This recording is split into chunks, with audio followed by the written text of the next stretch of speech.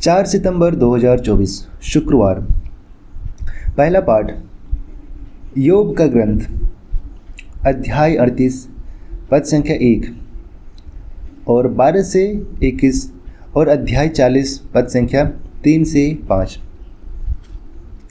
प्रभु ने आंधी में से अय्यूब को इस प्रकार उत्तर दिया, क्या तुमने अपने सारे जीवन में किसी भोर को बुलाया अथवा उषा को उसका स्थान बतलाया?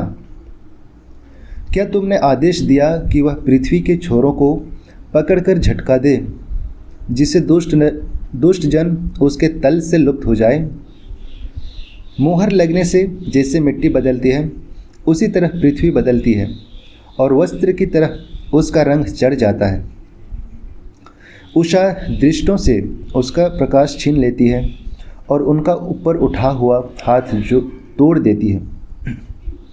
क्या तुम समुद्र के स्रोतों तक उतरे हो या गर्त के तल तक टहल चुके हो? क्या तुम्हें मृत्यु के फाटक दिखाई गए? क्या तुमने अधोलोक के फाटक देखे?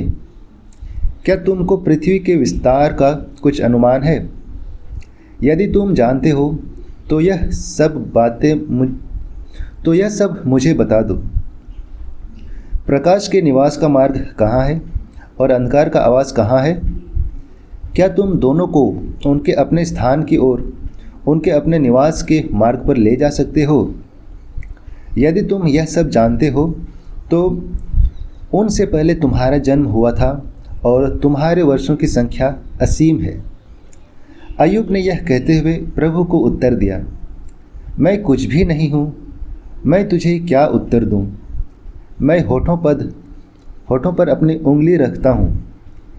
मैं एक बार बोला और दोबारा उत्तर नहीं दूंगा। मैं 2 बार बोला और मैं कुछ नहीं कहूँगा। यह प्रभु की वाणी है। ईश्वर को धन्यवाद।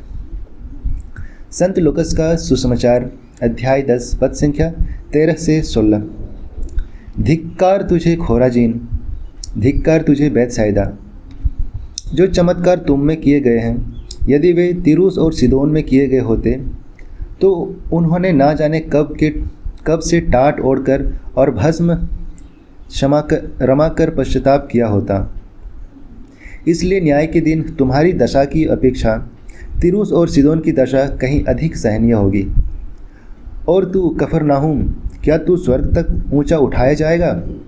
नहीं, तू अधोलोक तक नीचे गिरा दिया जाएगा। जो तुम्हारी सुनता है वह मेरी सुनता है, और जो तुम्हारा तिरस्कार करता है वह मेरा तिरस्कार करता है, और जो मेरा तिरस्कार करता है वह उसका तिरस्कार करता है जिसने मुझे भेजा है।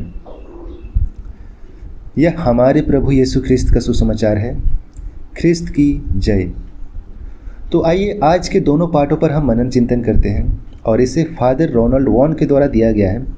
और वो लिखते हैं, यदि यीशु आज हमारे परिवार, पल्ली या समुदाय से मिलने आते तो वे क्या कहते? क्या वे उसी तरह की चेतावनी जारी करते जैसे उन्होंने खोराजीन और बैतसैदा को दी थी? यीशु जहाँ भी गए उन्होंने लोगों के विश्वास को बढ़ाने के महान कार्य किए। खोराजीन और बैतसैदा को ईश्वर के आगमन के दर्शन का आशीर्वाद मिला था। उन्होंने सुसमाचार सुना और उन अद्भुत कामों का अनुभव किया जो यीशु ने उनके लिए किए थे। यीशु इन नगरों पर क्यों विलाप करते हैं और कड़ी चेतावनी देते हैं?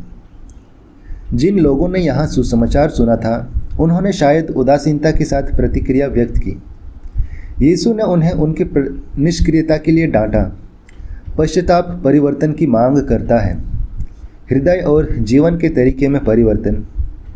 यीशु का क्रोध पाप और हर उस चीज़ की ओर निर्देशित करता है जो हमें ईश्वर की इच्छा पूरी करने से रोकती है।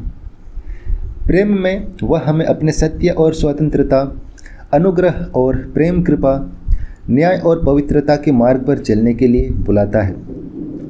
क्या हम उसके वचन को विश्वास और आज्ञाकारिता के साथ ग्रहण करते हैं या संदेह और उदासीनता के साथ? इस पर हम मनन चिंतन करें।